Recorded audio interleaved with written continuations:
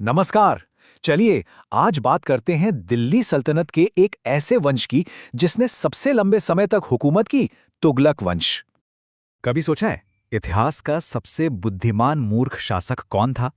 ये सवाल ना हमें सीधे तुगलक वंश के सबसे दिलचस्प और कह सकते हैं सबसे अजीब दौर में ले जाता है। देखिए, लगभग एक सदी मतलब 94 साल, इतने लंबे वक्त में इस एक वंश ने दिल्ली सल्तनत को उसकी बुलंदियों पर भी पहुंचाया। और फिर ऐसी ऐसी गलतियां की कि सल्तनत जमीन पर आ गिरी। मतलब ऊंचाइयां भी देखीं और सबसे बड़ी नाकामियां भी। तो कहानी शुरू कहां से होती है? चलिए शुरू करते हैं इसकी नींव से। और ये नींव रखी थी एक बहुत ही काबिल और सुलझे हुए शासक ने। इस वंश के फाउंडर थे गयासुद्दीन तुगलक। अब देखिए, उन्होंने राज तो सिर्फ 5 साल किया, लेकिन इन्हीं 5 सालों में उन्होंने एक ऐसी मजबूत बुनियाद रखी जिस पर आगे सल्तनत खड़ी हो सकती थी। सोचिए, खेती के लिए नहरें बनवाना, एक बढ़िया पोस्टल सिस्टम मतलब डाक व्यवस्था बनाना और तुगलकाबाद जैसा एक पूरा शहर बसा देना। ये सब दिखाता है कि उनका दिमाग कितना प्रैक्टिकल था। मतलब शुरुआत तो जबरदस्त थी। लेकिन गयासुद्दीन के बाद सल्तनत की बागडोर एक ऐसे सुल्तान के हाथ में आई जिसकी कहानी आज भी इतिहासकारों को सच कहूं तो चक्कर में डाल देती है। जी हां, हम बात कर रहे हैं मोहम्मद बिन तुगलक की, सल्तनत का सबसे पढ़ा लिखा और शायद सबसे ज्यादा विवादास्पद सुल्तान। मतलब वो एक विजनरी था, भविष्य की सोचता था, लेकिन उसकी योजनाएं इतनी आगे की होती थीं कि हकीकत से उनका कोई लेना देना ही नहीं होता था।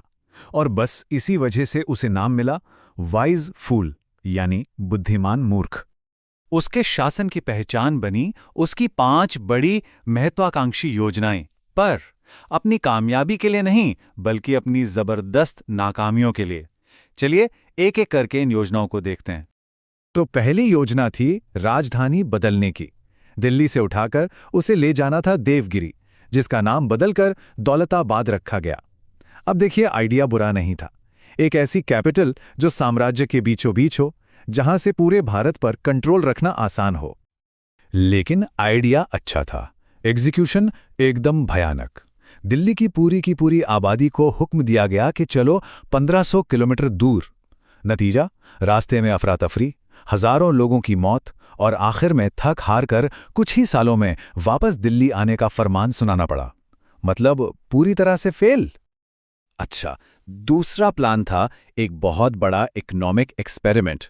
उस वक्त दुनिया में चांदी की कमी हो रही थी, तो सुल्तान ने सोचा क्यों ना तांबे और पीतल के सिक्के चलाए जाएं और उनकी वैल्यू चांदी के सिक्कों के बराबर रख दी। इसे कहते हैं टोकन करेंसी। और मजे की बात यह है कि यह आइडिया अपने वक्त से बहुत बहुत आगे का था। लेकिन फिर वही बात, एग्जीक्यूशन में गड़बड़ हो गई। सुल्तान ने सिक्कों पर कोई कंट्रोल ही नहीं रखा। नतीजा ये हुआ कि हर घर में टकसाल खुल गई। लोगों ने घर पे ही सिक्के बनाने शुरू कर दिए। पूरा बाजार नकली सिक्कों से पट गया और इकोनॉमी बैठ गई। तीसरी योजना थी खजाना भरने की। सुल्तान ने गंगा यमुना के बीच का जो उपजाऊ इलाका है, जिसे द्वाब कहते हैं, वहां टैक्स बढ़ा दिया। पर यहां किस्मत ने साथ नहीं दिया। जिस साल टैक्स बढ़ाया उसी साल वहां भयंकर अकाल पड़ गया। अब बेचारे किसान बढ़ा हुआ टैक्स कहां से देते? नतीजा ये हुआ कि उन्होंने बगावत कर दी। मतलब एक और प्लान जो शायद सही होता पर गलत टाइमिंग की वजह से फेल हो गया। इसके बाद नंबर आया सुल्तान की फौजी महत्वाकांक्षा का। प्लान नंबर 4, सेंट्रल एशिया के खुरासान पर फतेह हासिल करना। और इसके लिए कोई छोटी मोटी नहीं बल्कि 3,70,000 सैनिकों की एक बहुत बड़ी फौज तैयार की गई।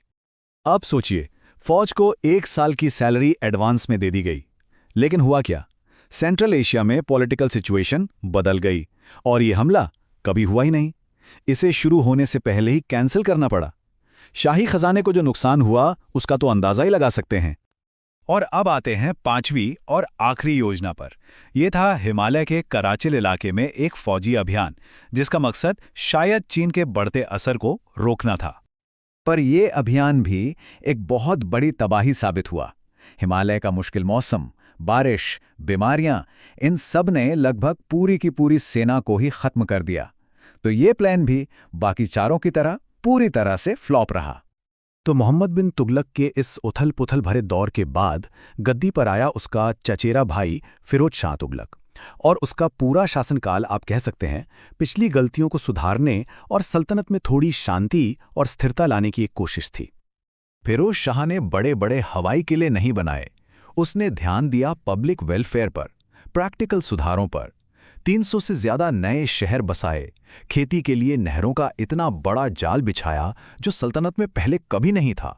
गरीबों की मदद के लिए दीवाने खैरात और फ्री हॉस्पिटल यानी दारुल शफा बनवाए। हाँ, ये भी सच है कि वो एक कट्टर शासक था और उसी ने पहली बार ब्राह्मणों पर भी जजिया टैक्स लगाया। फिरोज शाह का एक और शौक था, गुलाम रखने का। उसे गुलामों का इतना शौक था कि उसने उनके लिए एक अलग डिपार्टमेंट ही बना दिया, दीवाने बंदगान। और कहते हैं कि उसके पास 1,80,000 से भी ज्यादा गुलाम थे।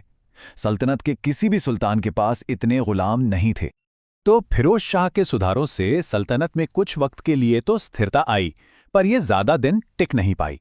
चलिए अब देखते हैं कि इस वंश का अंत आखिर हुआ कैसे। 1388 में फिरोज शाह की मौत हो गई और उसके बाद आए कमजोर और नाकाबिल उत्तराधिकारी।